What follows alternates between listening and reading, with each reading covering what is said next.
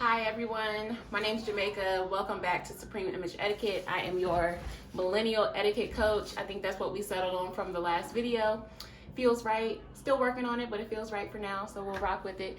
Pardon my headscarf. I'm about to do something that it's a big step. So many of you are probably small business owners and you know what it's like to start a business and start a brand. And so essentially what I'm about to do is go out into the world and pitch my etiquette business, my etiquette school, if you will. And I'm a little bit nervous, but I'm excited. I'm tying down my edges currently because I'm about to walk out the door. So excuse me. Yeah, I'm really excited. Also, wish me luck. Wish your girl luck because we're out here, we're gonna go global. Supreme Image Etiquette is gonna be global. My goal is to be the largest etiquette institute in Wisconsin. So say that a couple times out loud and send a prayer up for your girl. What we're gonna cover today are some of the basics of interview etiquette, where you're looking for a job, you're looking for a position, you've applied, you're qualified, and essentially now is the performance piece on your end. You need to be able to answer questions, speak to your qualifications, your experience, do it well, do it concisely and precisely, speak specifically, be able to enunciate your words. You need to be able to tell a story, tell your story, be authentic and be confident. And all of that combined can be very intimidating and very scary.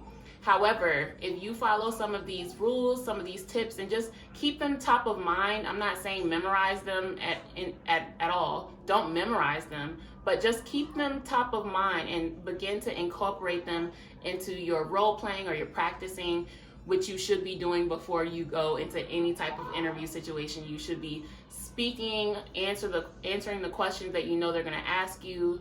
And that is really going to equip you and prepare you for the interview. You'll be successful, you'll make connections, and at the very least, you'll make a lasting impression. So let's get into it. I'd like to review some common interview questions, like tell me about your strengths and weaknesses, and so tell me about yourself. That's always the opening question, right? So when you come into the interview, you sit down, you shake hands firmly, you make eye contact, you're smiling, you're excited to be there, you're well dressed, so you're prepared, and you sit down and your interviewer asks you, so tell me about yourself. And this question is the bane of my existence because it's the point of the question is not so you can really tell them about yourself. They don't want to know how old you are, your hometown, they don't want to know about your dog named Debo. They don't want to know about your that time at band camp. Okay, they don't want to know about any of that. The point of this question is essentially to see how well you can pitch yourself, how well you can tell your story, and how can that add value to the company. Okay, so you need to sit down with yourself, put together 2 or 3 quick, concise sentences. I would throw some numbers in there. That's really great. For a customer service professional, a good response would be, let's see. So, hi, my name is Jamaica. I'm a customer service expert. I've been in the field for 7 years, working for big brands like Kohl's, JCPenney's, Target. I really enjoy the retail profession. I've coached and led teams for this amount of years. Some of my passions are really developing my team members and inspiring them to do better and to really engage and connect and add value to the customer experience. That was a really rough run, but something like that. You need numbers about your experience. Where do you get your experience from?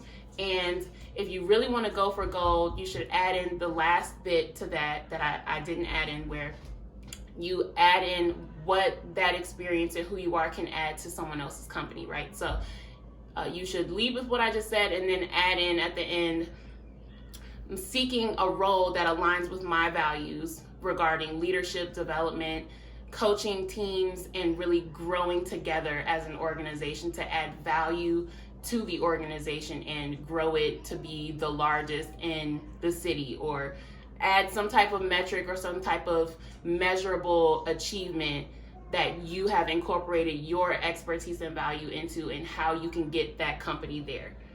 Something like that, okay? You want to throw in numbers. How many people did you lead? How long were you leading them? Where have you worked? That's what they want when they ask you, so tell me about yourself, okay? Don't go off on a tangent talking about your long lost sister from Denver. Like, you know what I'm saying? Don't be random here. Don't just be very concise. This is your pitch.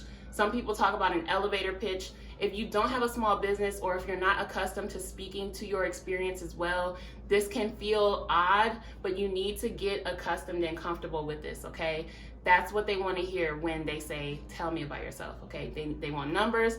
How can you add value to the position, and what's your background? That's it.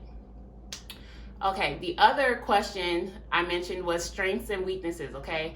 This is a question that's also kind of a trick question. They're trying to knock you off your square. They're trying to catch you off guard. But these two, if you have the answers to these two questions, you are just like, you're batting 1,000, because they're trying to see how well you operate on your feet. How well do you think quickly? How well did you prepare? Okay, how well can you speak to who you are? So when you are asked the question, tell me your strengths and your weaknesses. For the strengths, you need to speak to strengths that align with the position.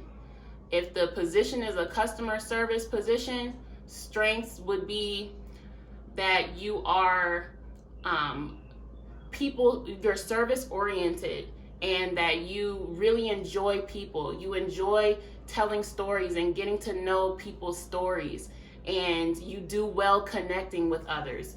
That's a really good strength that ties directly to working with people in the customer service field. Another strength for a customer service position: empathy.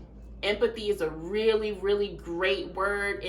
Leaders need empathy in all types of business arenas. It doesn't matter what field you're in. If you're a leader, you need to have empathy to be able to nurture your people, take care of your people. And you can't do that if you can't understand their emotions and put yourself in their shoes. That's empathy. So empathy is a great strength. For weaknesses is tricky, and this is really the meat of the answer to this question, okay?